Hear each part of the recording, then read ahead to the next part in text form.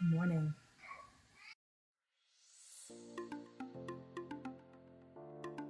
Welcome to the Hypothalamic Amenorrhea podcast. I'm Danny Sheriff, your host, certified fertility awareness practitioner, functional nutrition counselor, and founder of the HA Society, and of course, an HA recovery coach who has walked where you currently are walking. This is the place to come if you care about getting your period regularly. This podcast aims to educate, inform, and keep you motivated on your period and HA recovery track. So let's dive in. But last thing, nothing on the show should be taken as medical advice, so please seek the advice of your physician. Everyone loves buying holiday gifts, but the credit card hangover? Not so much. Well, Old Navy is outdoing even Santa with their prices this season. They have incredible prezzies for everyone on your list, like matching jingle jammies, statement-making coats, and the coziest sweaters. And Old Navy has tons of gifts for under $15, so you can buy yourself a little something too. Sorry, not sorry. So pop by a store or visit oldnavy.com. If you look for it, every day has cause for celebration. Celebrate a friend for their promotion, baby wedding, life thing. Celebrate yourself for keeping the couch warm. It's no easy feat, especially if it's a big couch. Or maybe you just want to celebrate living in 2022, where you can get beer, wine, and spirits delivered from Drizzly in under 60 minutes without leaving said couch. So download the Drizzly app or go to drizzly.com. That's DRIZLY.com and get your favorite drinks delivered today. News. So, over a year ago, I created something called the 7-Day HA Recovery Commitment Challenge, and I've been running it for over a year. It was this free email-based challenge, so lots of reading, but you would get an email every day for 7 days to help you overcome and tackle the different but important areas that you need to be checking off in order to get your period back. Now, over time, I have collected some really great feedback, and upon working with all of these wonderful, amazing women, really started to learn even more about what works and what doesn't. And so I'm excited to be introducing to you guys the updated version. It's called the 7-Day HA Recovery Kickoff, and it is totally designed to help you not just commit to the process and have all of your ducks in a row in terms of important factors that need to be tackled and issues that need to be overcome in order to get your period.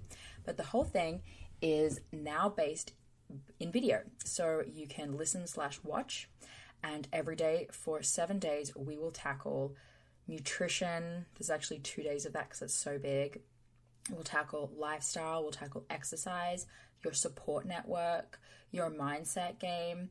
Each video goes from anywhere between 12 minutes and 5 minutes, so it's not very long, but you'll get all of the most important areas and the best tips and strategies for how to implement them. Because I know that going through recovery is hard. There's always an area for each person that is a little bit difficult to execute on. And so the goal, or maybe a lot difficult. So the goal of this challenge is to help you have the awareness, the self-awareness, and the tools and strategies you need to overcome each of the different issues that AHA recovery faces for us. So get on it. It's great if you're at the very beginning of recovery, or if you're halfway through. I mean, we never know how far through we are until it's over, do we? But no matter where you're at, it can be a really good opportunity to check in and look for blind spots and areas where you might be dropping the ball in your nutrition, in your lifestyle, maybe it's your support network that's a problem. Maybe exercise is something that you are still struggling with making changes to. So check it out. Go to thehasociety.com/7-day-challenge, or the link will be on the website. So it may be in the show notes of this show. It may not be. Just go to thehasociety.com and you'll find it in the footer, or you'll find it in the pop-up that happens when you visit the page. And we will see you for day 1 of the challenge.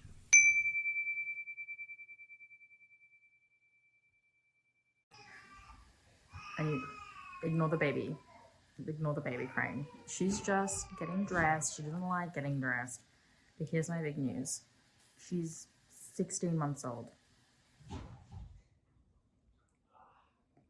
can finally officially drink from my mug because my postpartum period is here.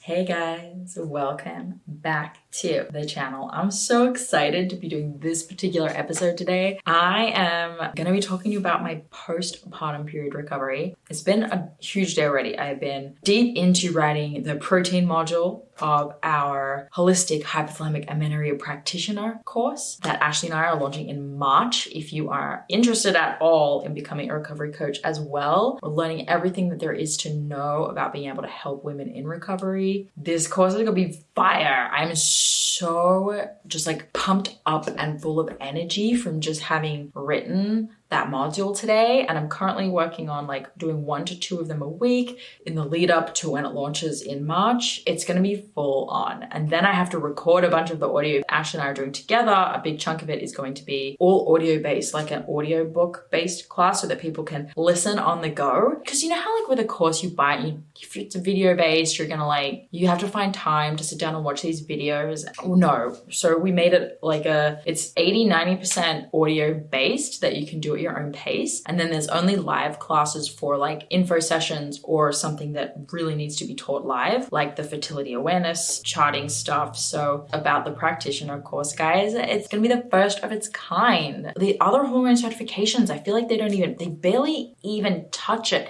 Sometimes the ones I've done, sometimes they don't even say the words amenorrhea, they'll just be like lost cycles. So I just believe that this course that we're working on is just going to be huge for the industry. So I hope that you are interested in being a part of the beta version because it's going to be fire. It's going to be fire. But I digress. Today, I want to talk to you about my period. All right. I have done a video in the past about postpartum periods in general, the research, what to do, how to kind of look at your postpartum period. Is it taking too long to come back? Like what things should you consider? All of which I took on board in my own journey. So I will link that video below. If I forget to, it's in my playlist somewhere, postpartum recovery. But here is what happened to me. So it might be a fair assumption to think that like I am so far through this whole recovery thing, I coach on it, yada yada, that it would have been a non-issue and that my period would have come back immediately. But no, that is not reality at all. So I'm gonna start with telling you about my postpartum and first year as a baby mama. So the delivery, right? I have a whole episode on that if you at all are interested. I gave birth extremely sick with a certain very well-known virus. I developed chorioamnionitis and pneumonia. So I was super duper sick and I still had a totally natural birth. Well, sorry, that's not true. I mean a vaginal birth. I totally used the epidural. I was so sick. I was like, give me that right now. I was also alone for my experience. So I truly think that going into that very much affected at least the first 3 to 6 months of my postpartum. I didn't have postpartum depression or blues, but I certainly recovered slower, and I think my body just really took a hit and I was just super nutrient depleted. I had lost a lot of weight. It was just a tough thing for my body to go through. And so knowing that I have a very sensitive body, it's not at all surprising that I'm just like intensely nutrient deprived at that point. Then I had this newborn baby and no support network. My family live in Australia, I live in Texas, and my husband's family live in California. So it was just us. Yes, we have friends, but we're not very good at asking our friends for help. And it's also just not a big part of culture these days. People just think that they need to parent on their own. And as much as I know that that's not true, it's really hard to act differently, right? And ask for help. So it was just me and Jake. And I also run this business. And although I took a big step back, I still needed to be present, right? This is my other baby. And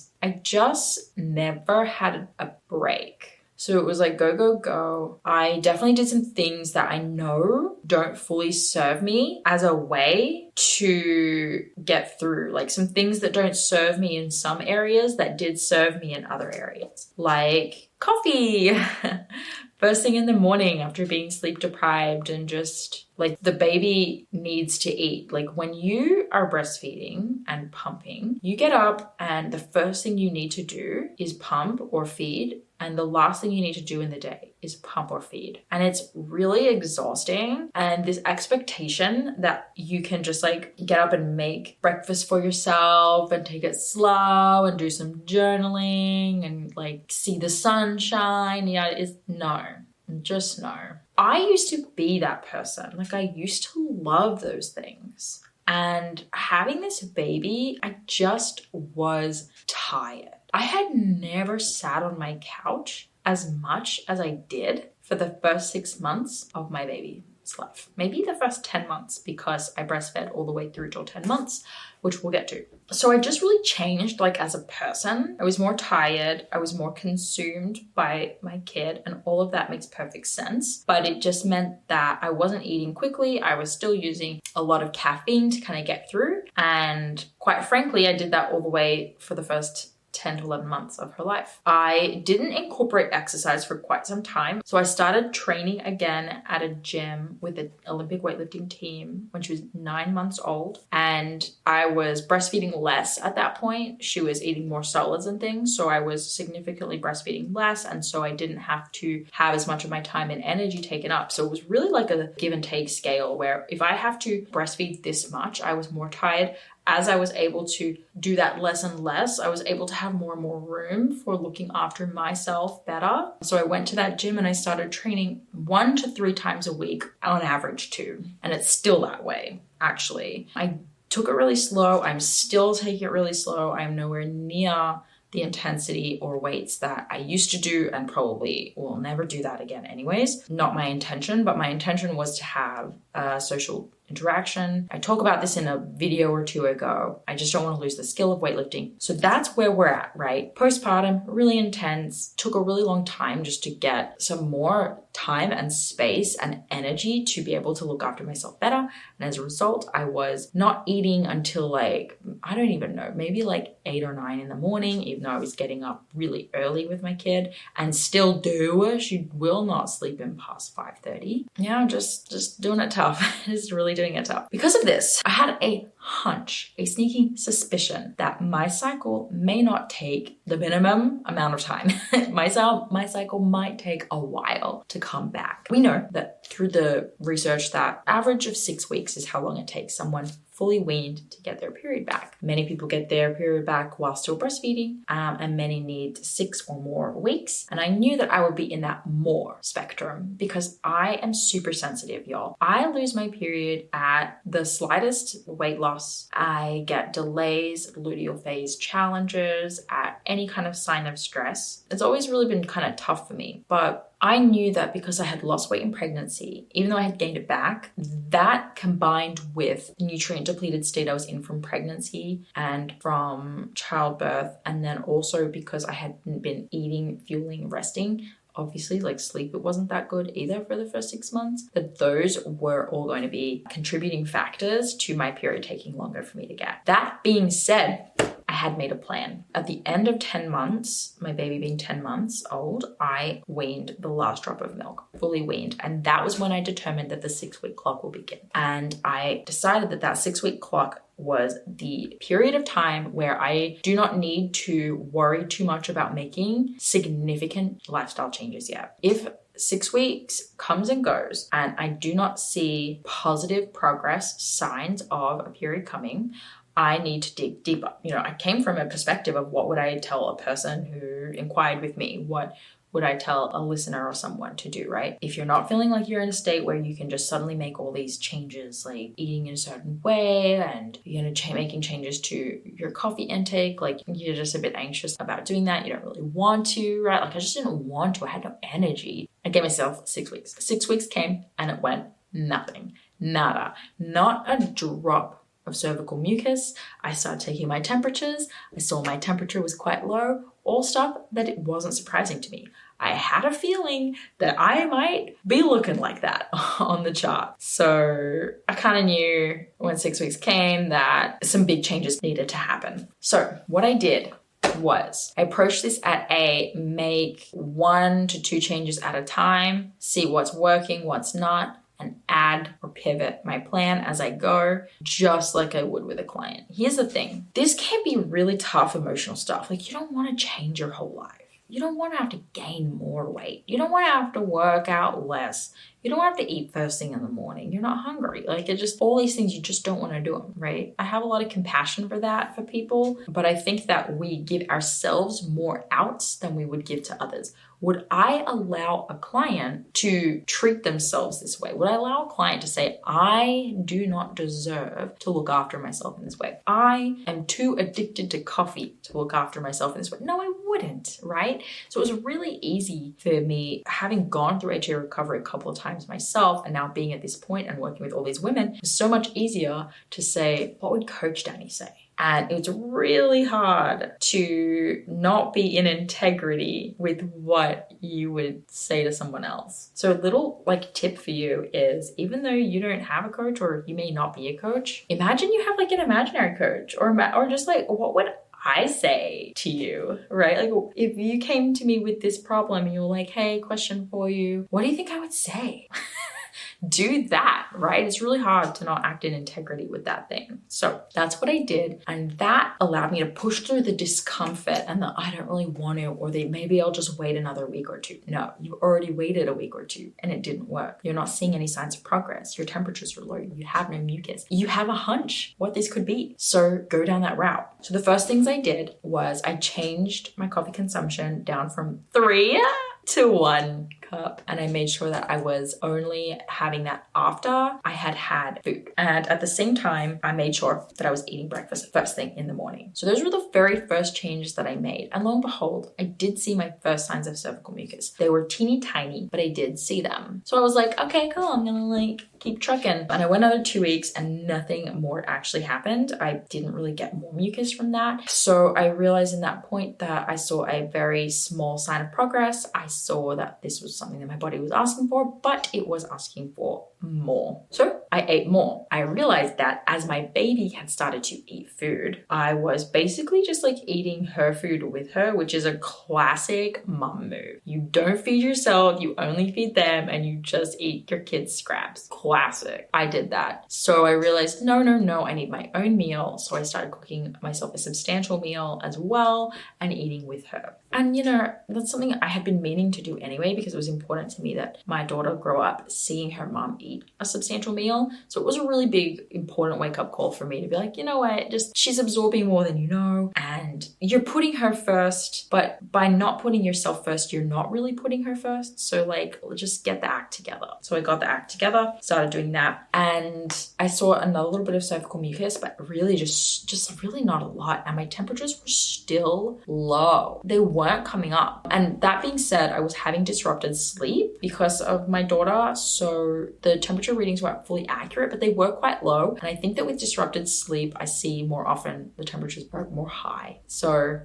if it's the wake up itself causing the issue, they usually present more high, but they were still presenting low. So it was a real sign to me that metabolism is low and things aren't looking so super good. My body is tired. Okay, so then the next change I made was exercise. I went back down from the 3 days and started only doing 1 to 2, lifting really light intensity, barely finishing my program, honestly. And this was partially because I just didn't really feel like training either. I don't train particularly diligently. It's just I have so many other things that I'm interested in doing that it just pulls me away a lot of the time. So here's where things really make a huge shift for me. Cloud. Hey everyone. Before we jump into this episode, we have some very exciting news. January 10, the next cohort of the Restore program is here. And we have put some rocket fuel on this program. We are so excited. Yes, we are so pumped to bring you a program with weekly, yes, you heard that right, weekly live coaching. And this isn't just random, hey, what's kind of come to our mind, but this is very structured coaching sessions that we feel is vital to your recovery, meaning that we're going to get straight to the root that's holding you back. Totally. We ran the very first version of this just at the endish of last year, and it went so well. We saw what worked, what didn't. We fine-tuned it, and the feedback was incredible. And I think it's to what you were saying, Ashley, this weekly coaching, it's not just these group calls. It's where we do food reviews for every single person. You'll have 3 food reviews so we can review your diary and give you actual feedback on exactly what you are eating as you move through the program to help make sure you're moving forward, as well as exercise reviews and any kind of advice that you need around that kind of thing. And the coolest part, which we didn't do last time and we're so excited to be adding in, is there will be email and one-on-one call check-in points as well for each client. Basically, meaning that you're going to have the structure of how to move forward and the support all in one. It's literally the best coaching package you're going to come across. Like, I was joking with Danny, but this might be the greatest bundle in the world. Like, we are bundling all of our services to be the most effective course you could go through and get your period back. I think that's a really great way to put it, right? We've taken like the elements of one-on-one coaching that we do that's so effective, and the elements of our community, the HA Society, put it together in one and been like, okay, here's the community aspect. We're going to do these live coaching sessions, but we have developed like an actual syllabus for all of it that we know through all of our experience with all of these clients. We know that these are the fundamental things you need to know, right? And so we've put that in a class with a group and brought one-on-one coaching in to help make sure you're getting the individualization that is extremely important for each person. And it's amazing. Like, it is literally the best bundle, the best bundle in the entire world. Yes. So we don't want to keep you from the episode much longer, but we want to prepare you. January 10, the Restore program is opening. There is 100% a spot with your name on it. Because if you're done wasting time, like, right, Ashley, you should just get in these people's ear. Basically, we don't want you wasting any more time on like something that can be fixed. You're not the unicorn. I hate to tell you that you're not the unicorn. And I don't want you to be the unicorn. Come get your hormones restored, your period restored. And if you want to have a baby, let's do that too. I mean, I can't exactly help you, like, yeah, we're there. The process, but we can get you ready. We can get you ready. You can get that too. Yeah. It's like, what is getting your period back worth to you? Is it worth waiting any more? Is it worth continuing to DIY it? Which there's nothing wrong with that. But if you want to actually get your period back and have it be in the healthy parameters and work hard on your relationship with your body and with food, this program is 100% perfect for you. So come and get the help of both Ashley and myself, both of us, right? Yes. Taking you through this program along with everyone else that joins you.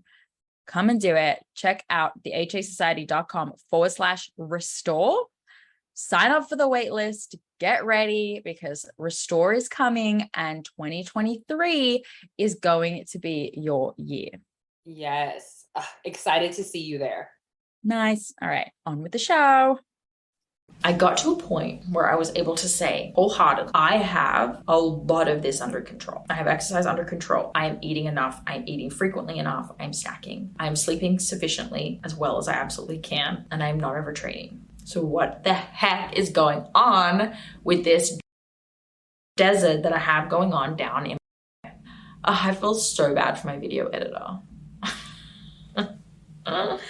Okay. Then it was time for vacation, and I took a solo trip to Switzerland. Not everyone can do that. I actually just had flight credits that needed to use that were going to expire, and it was Iberian Airlines, so I had to go to Europe. So I got an Airbnb in Geneva, Switzerland, and just like hung out in Geneva, took day trips out to beautiful places in Switzerland, like Interlaken and Bern and things like that. And just like I was by myself, you know? I was sleeping. I was just like, I walked a lot, actually. I walked a ton because I was like sightseeing and stuff. It wasn't really even a food trip for me. I just had like my breakfast, lunch, and dinner. I think I ate at a restaurant like one time. I just was really into this like little like Swiss grocer and getting these like organic fancy foods, and like it was a lot of fun. I didn't really do the restaurant thing. I walked a lot. Like I still ate and followed my rules, but I wouldn't say that it was like some culinary trip where I ate in excess of calories. But what was interesting was cervical mucus picked up a lot on that trip about 3 days in, and that was the sign that I think I needed. That was the one that was hardest to listen to Coach Danny about, and that was the hardest to sort of convince myself I should do, which is, wow, I really have too much on my plate. I really am relaxing, and if it takes a solo European adventure trip to get my central nervous system to calm down and my hormones to set in motion, I need to menstruate, that's a problem. Like that was a problem. The fundamentals were in check, but clearly stress and overwhelm was still an issue for me. We are at this point, she's 13 months old, and I have still not got my period back. Looking back at all of this, very little to none of this has to do with body image or had to do with significant fear of weight gain. Was that there a little? Yeah. Like, was I happy sort of just coasting, feeling like I'm not, actively eating all this food and being more sedentary than I used to be? Like, yeah, of course that was more comfortable for me. But for the most part, I was just like a tired, rundown mom with her own business and a consulting job that she also had going on. So I had to look at that and really try to evaluate, like, am I putting more on my plate than my body can handle? So that was the final thing, was coming home and taking a number of weeks to figure out how I can live a life that is conducive to having the space to menstruate. Like that's honestly how it went. I have all these fundamentals in check. My temperatures at this point are back up. They're where they need to be, okay? I get back from the trip and mucus picks up a lot, like a lot. I have not had a client ever tell me or report this much mucus to me. I was changing my underwear multiple times a day. It was not cool. Like, it was not cool. I'm trying to get stuff done in my day. This is like a problematic amount of mucus. So for like 2 straight months, this has happened, okay? She's like 15 months old. 2 straight months, mucus. Every single day is like peak mucus. Every single day it's like, I must be ovulating today or tomorrow, like surely, right? And it just kept coming. At a certain point, I was like, okay, I'm now having like PCOS level, estrogen dominance level mucus, but it does make sense because I don't have a period. My intuition, my hunch is still telling me, of course, like, you have HA, this is typical for you. Now it took a really long time to get the process to start back up again. So at this point, I'm seeing tons of mucus and my temps are back up. Things are looking normal again, but I'm still not seeing a period. What is the deal? Curious again about the stress thing, right? Because I had come home and made some changes to my stress. I had felt a lot more relaxed. I had now been consistently eating a lot better now for quite a few months. So I think the compounding effect of all of the actions I was taking, we're finally seeing the benefits and the results from that, but I just wasn't ovulating. So I ended up getting really, really stressed out again with work. Like, this whole thing happened and I was just having like mental breakdowns, feeling like I had to get everything done. I have to keep this house clean. We were moving house. I opened an Airbnb right when I got back from the trip. I had a whole bunch of new clients coming in. Ashley and I, we've been working on this course, like just tons going on. And I was just like having like a nervous breakdown at some point. I was like, this is just too much. I'm just super stressed. My calendar, Monday, Tuesday, Wednesday, Thursday, Friday, every single day I had meetings, and I was trying to make my life work for everyone else. I was having client calls and stuff all the time. I never had like a day where I got to like be off the computer, and if I did, I would have my daughter the whole time. So like I never got like time to myself to have space to like breathe and go out and like go to the shops or do something, to just do anything. Like I was just always like go. And if I have a spare moment, I should probably be checking emails, or I should probably be doing something like that achieves something. So I had to reach that point of frustration like factor for me. So I actually resigned from the other job, like this consulting job that I had going on, which was a really big financial decision, but I can see that it was impacting my health. And I had to come to terms as well with this idea that my personality and all that I want to achieve is different to my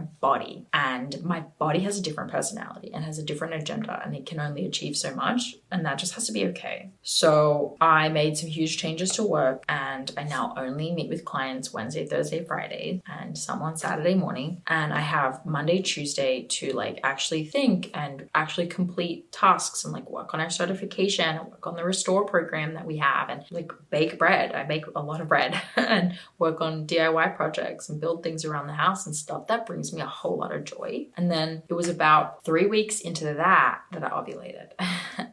So I had made a doctor's appointment to get some labs tested, and because I was like concerned about all this mucus, like, do I have PCOS now? Do I have something else going on? You know, I go through all the same emotions as all my clients do, but I kept my head down and I kept to the plan and I kept reevaluating and I kept making changes until I saw the result I needed. I think that in the end, all of it was important. The stress piece, removing work from my plate, delegating to other people, literally quitting a job and condensing meeting frequencies was huge for me. And eating more food alone wasn't going to be the thing that worked for me, or at least that worked very quickly. Eventually I may have gotten a period, but the actual cycle itself will definitely be suboptimal. So long as you are committed to having a plan and open to what I try may not work and I may need to take the next step and the next step and the next step, and the idea, being open to the idea that the lifestyle you've developed and that you've built, you don't actually just like have a God-given right to have that life.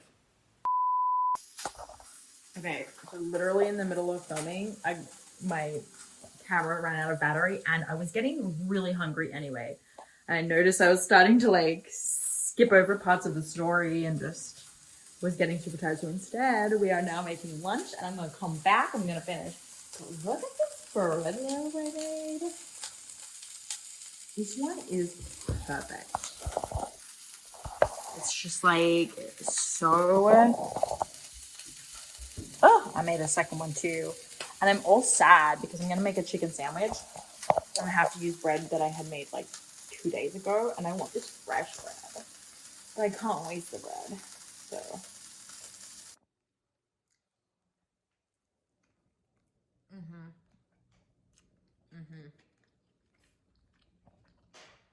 Chicken chipotle mayo by Primal Kitchens, avocado, cucumber, just like lettuce, right? Like on bread.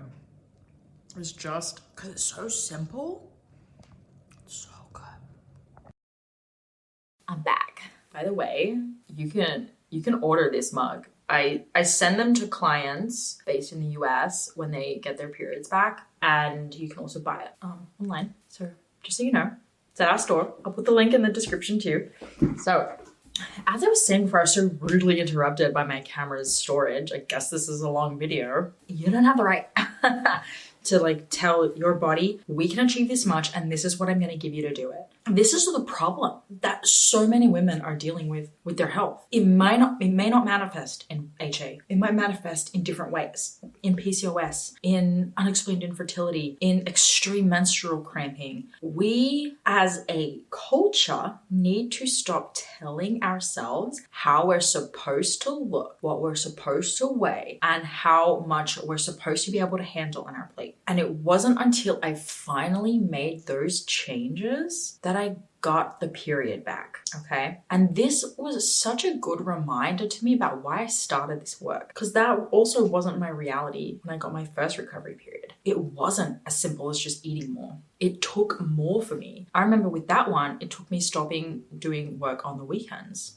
And I got into this because I just realized that it was just so much more than stopping exercise and eating more. That is foundational. That is important. But when we are at a point where the cycle's still not coming back, we're still gaining and gaining weight, no signs of progress, there's more to look at. And I think for many, many people, that more might really be a stress-related component. So look into that. get life coaching, work with someone. That's part of why like what we do is we do so much more than just like look at your chart and review your food. We really care about what's going on in your life because that's a key indicator here. So I hope that this story was helpful in seeing that it's not easy for everyone. If you have a propensity to miss your cycle, to have amenorrhea, it's probably always going to be something that you need to be aware of. And just trust that if you listen to your gut, if you ask yourself, what would the coach version of you say, you will find your way out. But if you keep holding on to the fear and the habits and the addictions, you're just going to stay stagnant. And I can't wait to bring this experience back into my coaching. And I love the ability to have empathy and compassion for other people and for my clients because I went through it myself and I continue to go through it. And it is okay that this happens to you, but what's not okay is that you don't take action to get out of it. Like that's staying still and not making changes to your life or to your nutrition or whatever the main issue is. Staying still is not getting you where you think it's getting you. You think, like your brain is telling you, stay still, don't move, and we won't be in danger or the bad thing won't happen. But actually, the bad thing is happening and you're in danger. So keep moving, keep doing the next action and keep seeing the lack of progress as a sign that you need to take the next action. So yay, I'm excited. I have my period back inside of the HA Society. I was able to change my status back to I'm recovered from I'm postpartum. I did have some cycle parameters that I obviously need to work on. I don't know what my follicular phase is yet. Obviously, when you haven't had a period for a long time, you don't know what your follicular phase looks like. But I do know I ovulated. It looked really good. My temps looked good. My luteal phase was short. Unsurprising. Like here I am having a lunch coffee. So I have some things to work on. I will reduce coffee. That has already begun. That is a part of it. I will be diligently doing some things with my nutrition, with my eating, my protein intake, my meal timing, my blood sugar. I'm not a big snacker, so I'm going to incorporate that a little more and really just see how stress is just so big for me. I am so sensitive to stress. I just don't get it. Like I just don't understand. But introducing some adaptogens to help me with that, but also just making some huge changes to my life and how I experience joy and happiness and how I don't overload my plate with to-dos and delegating to our team. Those are the types of things that are really going to help me. So I'll keep you guys updated now that I have my cycle with how those luteal phase changes go. I help women impact and resolve luteal phase issues all of the time. So I'm completely confident that I can get it up there. It was 7 days. It was really short. So I'm so excited to see how this next one goes. Yeah. I hope this was helpful. Let me know what you think. If you have any questions, absolutely. Thank you so much for listening today, guys. Please subscribe to the podcast, and if you could head to iTunes specifically and leave a rating or review, that would help so much because it makes it easier for other people with HA who are Googling around to find the podcast really easily. So if you do that, you're doing a service to all of the women. Happy to answer them in the comments below, and we will see you guys next week for another episode. Bye. Venture X from Capital One is the travel card for people always asking, where next? You earn 10x miles on hotels and rental cars, and 5x miles on flights booked through Capital One Travel, and 2x miles on everything else you buy with Venture X. Plus, receive premium travel benefits like access to over 1,300 airport lounges. The Venture X card from Capital One. What's in your wallet? Terms apply. See CapitalOne.com for details. Everyone loves buying holiday gifts, but the credit card hangover? Not so much. Well, Old Navy is outdoing even Santa with their prices this season. They have incredible prezzies for everyone on your list, like matching jingle jammies, statement-making coats, and the coziest sweaters. And Old Navy has tons of gifts for under $15. So you can buy yourself a little something too. Sorry, not sorry. So pop by a store or visit oldnavy.com.